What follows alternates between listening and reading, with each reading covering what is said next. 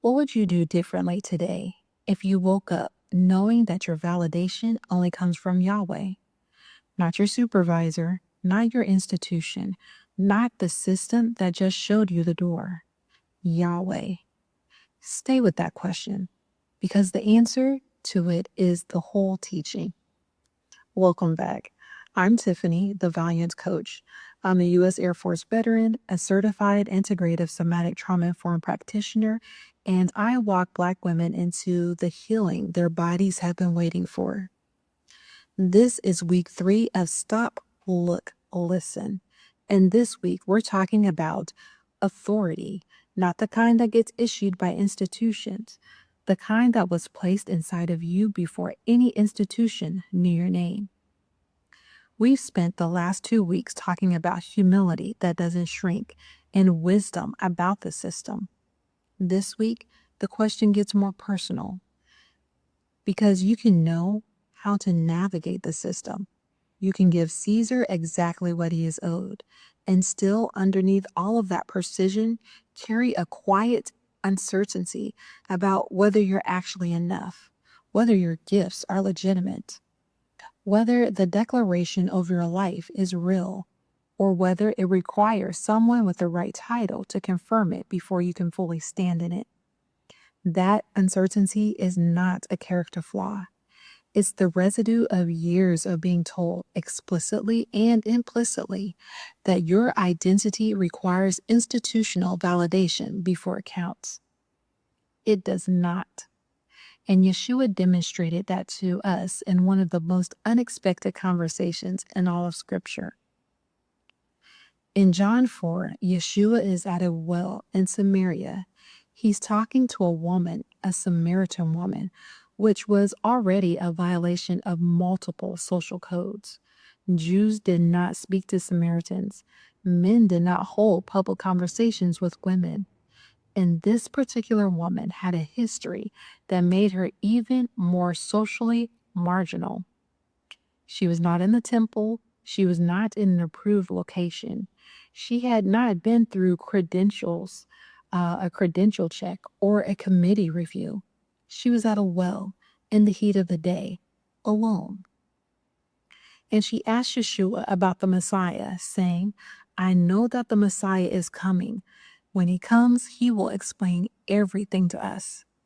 And Yeshua says, I who speak to you am he. No committee, no formal announcement, no institutional confirmation, no waiting for religious establishments to release him into his identity. To a Samaritan woman at a well outside of every approved channel. I who speak to you am he. That declaration was not arrogant. It was not performed for the crowd. It was quiet, direct, and completely certain. He knew who he was, and he said so clearly and without apology, in the most unlikely context imaginable. That's the model. That is knowing what your authority actually looks like. Now, I want to address something that gets misunderstood in this conversation. Knowing that your validation comes from Yahweh does not mean that you are closed to all feedback. It does not mean that every critique is an attack or every correction is an enemy. That's not wisdom. That is defensiveness wearing the costume of confidence. What it does mean is that you exercise discernment about whose voice has access to your interior. Not everyone has earned that. Not every person who offers input has the relational standing, the spiritual authority, or the genuine investment into your flourishing to speak into that deep place in your identity. Some voices are offering feedback rooted in their own unprocessed wounds, their own competition, and their own need to manage you. And some voices are offering the kind of constructive correction that sharpens iron. The difference matters enormously, and your nervous system, when it's regulated, when it's not in survival mode, actually knows the difference. You can feel it. There is a quality of input that lands as truth, even when it's uncomfortable. And there's a quality of input that lands as noise, even when it's delivered with authority. Daughters of the king do not have to receive every word spoken over them as gospel. Discernment is not arrogance, it is stewardship of what Yahweh placed inside of you. You don't have to kiss anybody's ring because you answer to a higher throne. I want to be honest with you about something because I will not stand here and minimize the reality you may be living right now. There is a cost to knowing your authority and walking in it in a climate that is actively hostile to your presence. Non assimilation is not free. Standing in who Yahuwah says you are, when the system is demanding that you shrink, comply, disappear, or perform a version of yourself that is not palatable enough to be tolerated, that costs something. Sometimes it costs the position. Sometimes it costs the relationship. Sometimes it costs the approval of people you genuinely respected. And sometimes, as many Black women are experiencing right now, it costs the role entirely: the workforce, the institution, the military, the approved channel.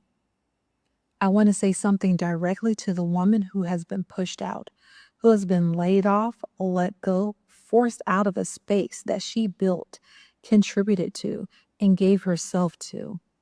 You are not defective. The exit is not evidence of your insufficiency. The dismissal is not a verdict on your worth. The closed door is not Yahweh's assessment of your calling. You are not less worthy, not less qualified, not less seen, not less loved. Mark 8:36 asks, "What does it profit a man to gain the whole world and lose his soul?" We are watching that question answer itself in real time. And the women being pushed out of the approved channels are not the ones losing. I want to close with something, and I'm going to say it the way Yeshua is sometimes taught, not with a billboard, but with a seed. Those with ears will know exactly what this means. There is a kind of seed that has to be buried before it can grow. And from the outside, buried in the dark, covered in soil, invisible to everyone passing, it looks like an ending. But the gardener knows. What looks like descent can be the beginning of root systems that go deeper than anything the surface ever allowed. What looks like being pushed out of the approved channel can be the moment the river finds its proper course. What looks like losing your place at the table can be Yahweh repositioning you for the table He is building, the one that does not require you to diminish yourself to have a seat. The Samaritan woman left her water pot at the well and went back to the whole city to tell about the man she had met.